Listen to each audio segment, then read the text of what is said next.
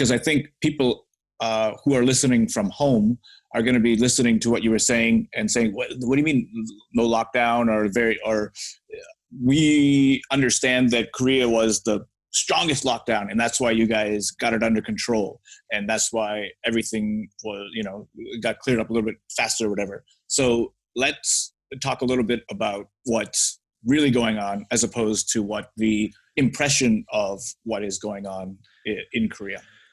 Yes, for weeks and weeks, I've been wanting to maybe share this, and I thought I have a podcast. I can share like what's the vision of Korea, what does it look like, and I just kind of avoided for different reasons. And then now here I am, and I think yes, okay, I'm going to describe what it is. So again, I'm not going to be prescriptive again, saying that this is what everybody should be doing. This is what it should look like. It's not the equivalent of everybody just do whatever you want. This is not what it is. But I think people do think on some level, like you mentioned, that it's, Korea's culture is such a thing that everybody obeys orders. And that's why they're doing it. And they're not crazy like Westerners. And they sit back. The government tells them to stay back and they stay back. They put on masks. They just all stay away. And then they've been able to kind of, eradicate it in certain areas. And then they kind of move very cautiously, etc. And I want to let it on and show people, I want to describe what's going on here. So again, I'm not going to say what to prescribe. I'm going to describe what's happening. These are facts that people have to know and have to deal with when they're trying to understand how does this thing spread? Because I think people also have an idea that it's like some kind of, someone's in an area that's been infected and it's almost like radioactivity and you go near the place afterward and you might get infected or you go around people that have it and you're going to get infected and it's just going to be an outbreak. So we have to stay away. And this is not close to what my experience is of it. And plus what I've heard about it as I go along and what I learn about the virus jibes with my experience all the time, that it doesn't move in such and spread in such a way as to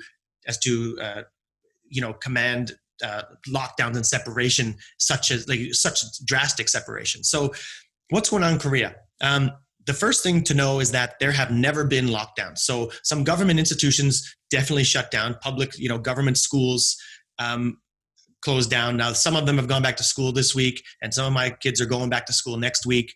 So that's going back on. My university, to do it real quick, has been on Google Meet the whole semester. I've been teaching my classes on Google Meet. But that's affiliated with government stuff. Our baseball league at one point shut down some games. And then we organized friendlies and played friendlies anyway. We got an ump to come out and she came out and did it ump the game and we did it. But I think, again, they're associated with the city and somewhat, and certainly the fields are the city public fields, so they close those down. Okay, fine. Some things were closed. That's true. But as far as private business were concerned, they said, you guys choose, do what you want. So there was no lockdown in that way at all. And there weren't even strong recommendations. There was just, here's what it is. Now, what has happened? Yeah. So now first, before that, let's give a few examples of places that have been open that would probably blow the minds of our Canadian and American listeners. Like, for example, Starbucks or getting a haircut or gyms or, restaurants. How many restaurants did you in your neighborhood were closed at any point? This is exactly where I'm going, and none, zero. So Now a couple of them, people didn't go out the first couple of weeks. And as I said, a couple are lost. We lost a good Chinese place over here and we lost a barbecue one over here.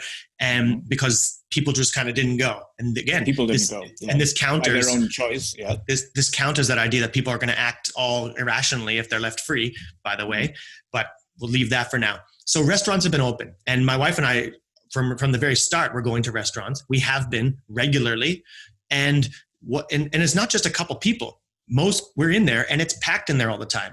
And the etiquette as far as masks is you kind of go in with a mask, you might sit down, and then when you sit down, you take it off because you're going to eat.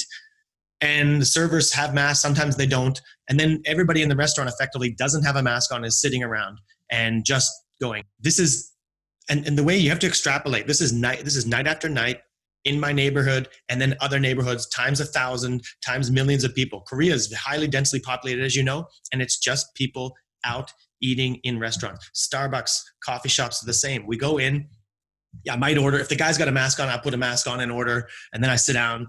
But then when I go to get my coffee, I don't have it on. I'm like, I just pick it up. And then once you have it off, because you're sitting down, then you have it off while you're in there the whole time. You don't put it up when you go to the bathroom. It's like nobody seems to be really strict about it. And there's just people all in there. Yeah. And I've seen some Starbucks have rearranged their seating to make it a little bit more space. They've taken out some chairs, but a lot of them I find haven't. I don't know if, but in general, like privately owned restaurants don't have, like you're talking about in the US, when they reopen restaurants, the idea of you have to take out like half your tables or whatever, or 3/4 of your tables to make sure that there's this much space between each table. That's not happening. So if you have the idea of, oh, the restaurants are open, but like they're this far apart, no, like you're sitting right next to people. I was sitting right next to dudes, and I think I'm gonna show a clip of one of them, an example, but hopefully I'll get that. But I don't want to promise. It's like the sounds and everything. Crazy.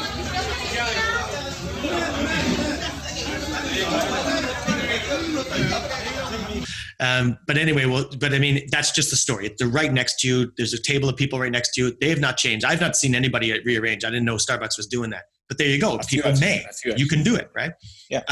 Coffee shops have all been the same. I've been to friends' houses for barbecues. I've had friends over here, friends staying overnight. Just like regular. We hosted a birthday party several weeks ago for my wife's friend. We had 2.5 couples over. One wife didn't come. And we were out at the restaurant, this small little place that we always go, sitting at a table.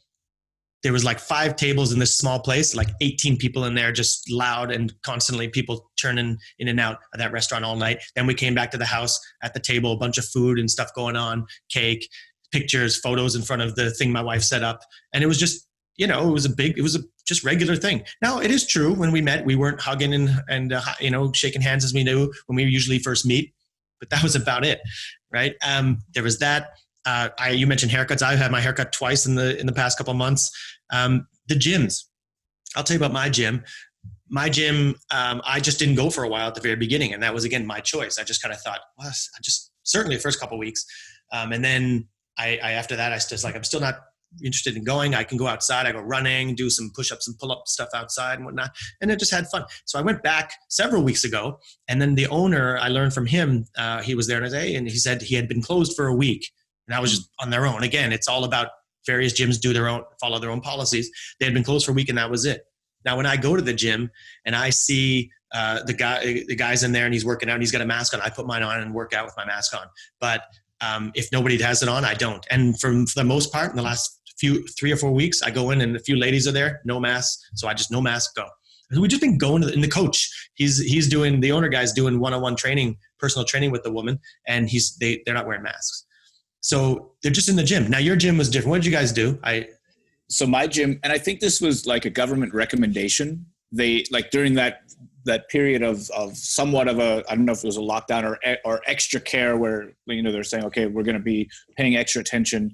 And then they had the recommendations for health clubs were to have like a maximum number of people at the same time was one thing. Wearing masks while working out was another thing. And then the temperature check was another thing. So my gym, I think it maybe is because like they were worried that they would maybe get inspected from whatever government to see if they were following these kind of suggestions or rules or whatever. So for a period of time, when we got there, sign in, and then they got one of those heat checking cameras to see if you had a fever or not, and then everybody was wearing their mask while working out. So that happened for a little while, and then when they kind of loosened things up a little bit, I guess around the beginning of May, was it? End of April, beginning of May. Then they stopped doing the temperature checks and people stopped kind of checking in. And I've even noticed, like, in the last couple of weeks, a lot of people stopped wearing masks. Like you said, a lot of people now, I'm like the only guy in there. I feel bad or something. I don't know. I used to be no mask guy, but now I'm like mask everywhere guy. But I still wear my mask, or I have it. And it's whatever you do around the chin thing. It's just like almost like an etiquette thing now anyway. But now it's just kind of just normal. So it was a little bit strict as to let's follow these rules for a little bit, but they never shut down. And they did kind of try to say, okay, let's follow these rules. But people in general, seem to be some wearing masks, some not. But it's just business as usual for the most part. Oh, yes, and they didn't do, for a short time,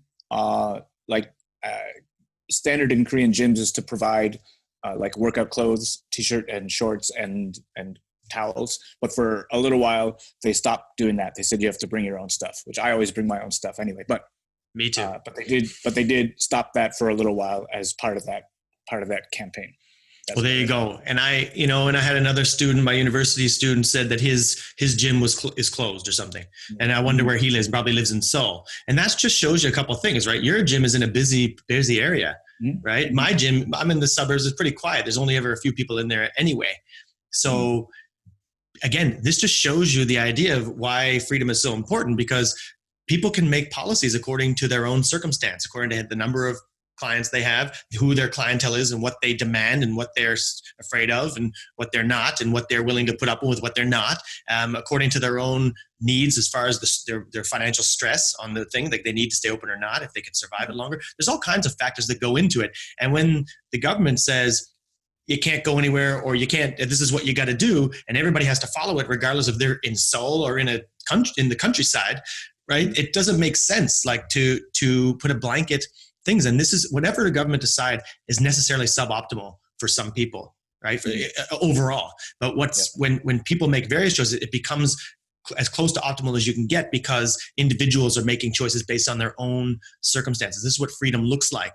So I think that's a great point in the gyms. I guess the two more things I'll bring up then are just my own home private lessons and some other point about Korean culture. So my wife and I have private lessons in our home. So kids come like after school from in the afternoon to evening. And at the very beginning, it was pretty much for a couple of weeks. It was basically, okay, we're not having classes this week, or maybe next week, everybody's hanging out and seeing what's going on. And we all felt like that kind of in general. Now, of course, with and my university was postponed too. So actually, what did my wife do? Well, of course, we went on holiday. We said, let's go to the East Coast, and we stayed in a hotel, and people were doing it, right? But we took advantage of that time, but it was starting to be a little pressure on us. And then after that, we kind of opened up a couple little online ones for a couple students for short times, just to kind of keep them going and for free. And then it wasn't long after that the local ones who live right around here and can walk, they just started coming over. Their parents were sending them. But the ones who lived in other cities that drive them in, they were kind of, I think partly because of just everything is a little overwhelming. They didn't really want to get out on the road and just be out there. And so they took like a little extra time. So, and then we started doing online classes with them for partial classes, partial pay and all that.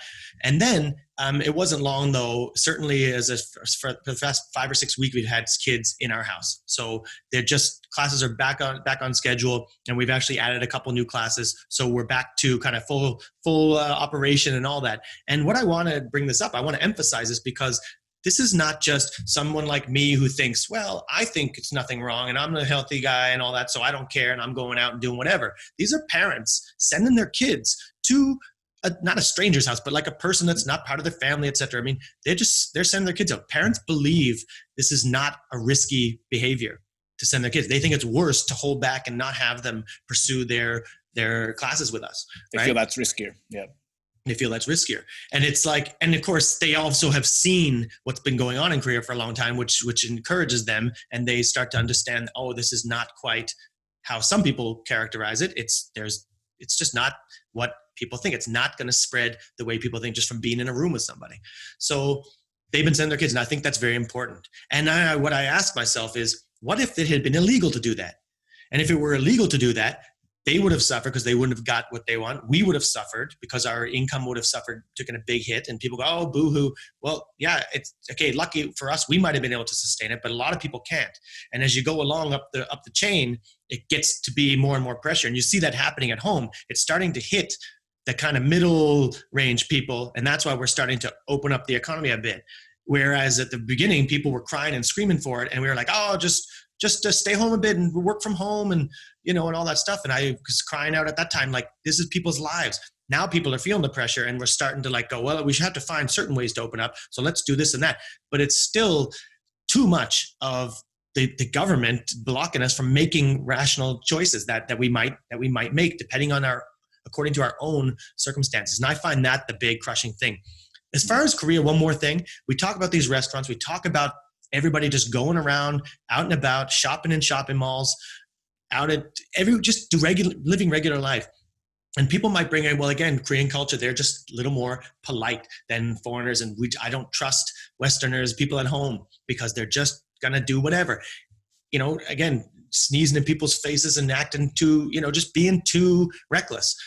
And I'm like, I think you can know this, that Korean, as far as hygiene, is not necessarily the most hygienic country as compared to our standards at home. So people, when we're out eating at these restaurants, we're not just eating, we're like sharing bowls of soup, like eating out of the same soup bowl. I'm doing this with people who come from like a company. I barely met them. Oh, hi, nice to meet you. I'll eat out of the same soup bowl as them. We're picking off the same salad plate. Everybody is off the same, all the dishes. Like, that's not what people would recommend if you are going to open back up and go to restaurants, but that's how we've been doing it. So it's not just we're there and we're close to everybody and we're not wearing masks, we're eating off the same dishes. And then as far as bathrooms, there's been a big push, and I don't want to disparage Korea in any way ever, because it's the place that I love to live, and it makes my life awesome to live here. But and there has been a huge campaign, deliberate campaign to improve bathroom culture. But bathrooms typically are not in the restaurant itself. They're so densely populated here that restaurants are part in a building, and then they share a communal bathroom in the building. And you leave to get up, you go outside and go in the hallway into the building, and you go into the communal bathroom. And it's typically not very good. It's pretty disgusting a lot of the time.